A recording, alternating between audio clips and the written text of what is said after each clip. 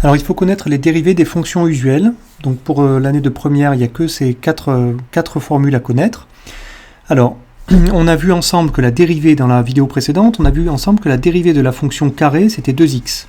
Autrement dit, quand f de x égale x au carré, f' de x est égal à 2x. Donc ici, j'ai 2x. Eh bien, il faut connaître les autres formules. Alors, quand la fonction f de x est une constante ça veut dire un nombre qui ne dépend pas de x, une formule qui ne dépend pas de x. On va voir des exemples juste après.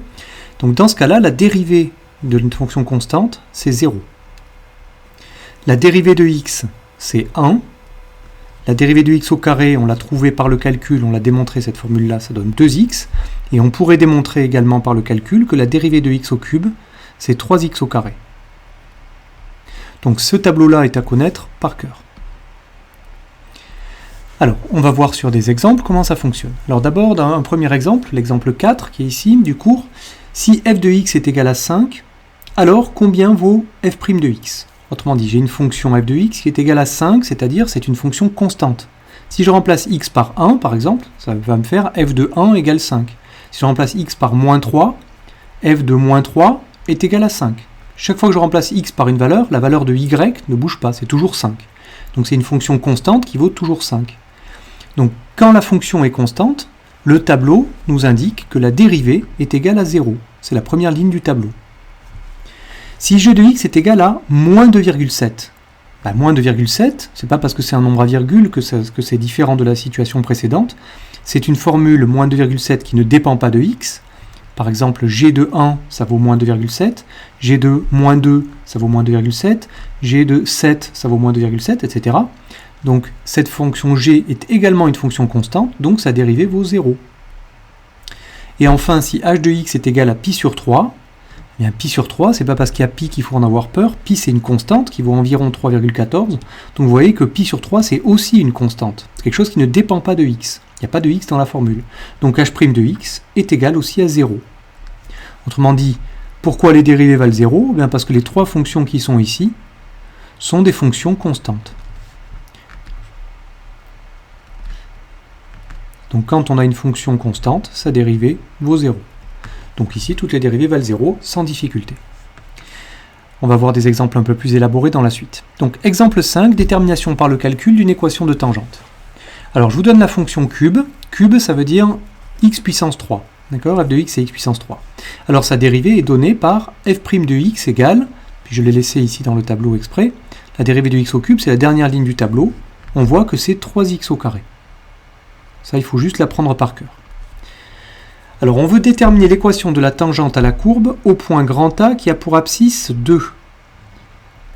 Et il faut qu'on la trace. Alors, on commence par écrire l'équation de la tangente au point d'abscisse petit a. Ça, c'est la méthode générale que vous allez pouvoir reproduire dans les exercices. Donc, l'équation de la tangente, il faut la connaître par cœur. Je la rappelle ici.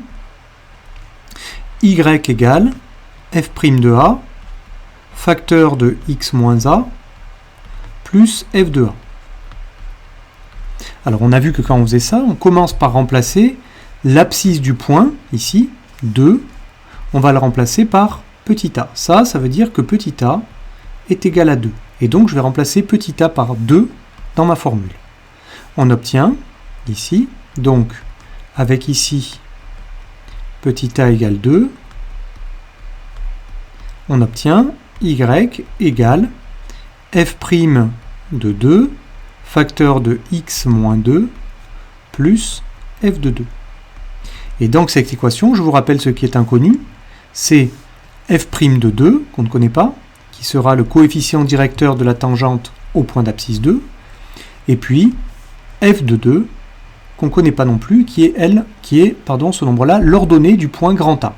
On sait que l'abscisse de grand A c'est 2, son ordonnée c'est f de 2. Alors on va voir ça tout de suite sur le dessin. Vous voyez que le point grand A, son abscisse c'est 2, ça veut dire que le point grand A est quelque part ici sur la courbe, enfin pas quelque part ici, il est exactement ici, pardon. Et on va calculer f de a. Alors f de a c'est f de 2, c'est-à-dire l'image de 2. Mais je vous rappelle, j'ai réécrit les formules ici, on a vu que f de x c'était x au carré, donc f de 2, on va remplacer x par 2 dans cette fois, pardon, x au cube, excusez-moi, je vais modifier ça ici, x au cube, et donc f de 2, je vais remplacer x par 2, ça fait 2 au cube, c'est-à-dire 2 fois 2 fois 2, de puissance 3, ce qui donne 8. Et ça, eh bien, c'est ce qu'on observe ici, donc ce 8, c'est ce qu'on observe sur la figure, ici. C'est l'ordonnée du point A. Donc on ne s'est pas trompé dans le calcul. Ensuite, on veut f' de A, c'est-à-dire f' de 2. C'est le coefficient qu'il nous faut ici en vert sur la formule. Alors comment je vais faire pour calculer f' de 2 ? Eh bien maintenant, je rappelle ici les formules, donc on avait rappelé que f de x était x au cube. Je vais rappeler que f' de x, après le tableau qui précède, c'est 3x au carré. Donc ici, je vais remplacer x par 2, mais dans la formule de f'. Donc ce qui ça donne 3 fois 2 au carré. Alors il faut bien faire attention, quand je dis 3x au carré, le carré ne concerne que x, ne concerne pas 3. C'est 3 fois x au carré. Donc ici c'est 3 fois 2 au carré, c'est-à-dire 3 fois 4, donc 12. Donc 12, c'est le f' de 2 qu'on cherchait ici. Donc dans l'équation, ça c'est 12, on vient de voir, et f' de 2, on vient de voir que c'était 8.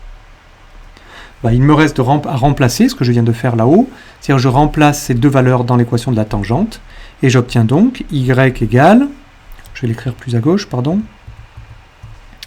y égale, donc 12, c'est f' de 2, donc 12, facteur de x moins 2, plus f de 2, c'est-à-dire 8, on a trouvé 8. Ce qui donne, alors on va développer, comme d'habitude, le 12 dans la parenthèse, donc 12 fois x et 12 fois moins 2, 12 fois x ça fait 12x, moins 12 fois 2, 24, plus 8, il me reste à rassembler mes constantes ici, ce qui me fait 12x, moins 16. Et bien voilà, on a l'équation de notre tangente. L'équation de la tangente, c'est y égale 12x moins 16. Bon, alors vous voyez qu'on retrouve en particulier le fait que le coefficient directeur, qui est ici, c'est le nombre qui multiplie x dans l'équation, eh bien c'est bien f' de 2, c'est le coefficient directeur de la tangente. Alors, quelles sont les deux méthodes pour tracer maintenant la tangente une fois qu'on a ça ? Il y a deux méthodes, donc je vais proposer la première. Première méthode, on sait que cette tangente passe par le point A, donc on va dire que cette tangente passe par grand A, et puis on connaît son coefficient directeur, et elle a pour coefficient directeur, alors le coefficient directeur, on l'a trouvé, c'était f' de 2, c'était 12. Coefficient directeur 12. Donc pour tracer la tangente, on va partir du point A et on va appliquer le coefficient directeur. C'est-à-dire, je vais partir de A, je vais dire que quand x augmente de 1, y doit augmenter de 12.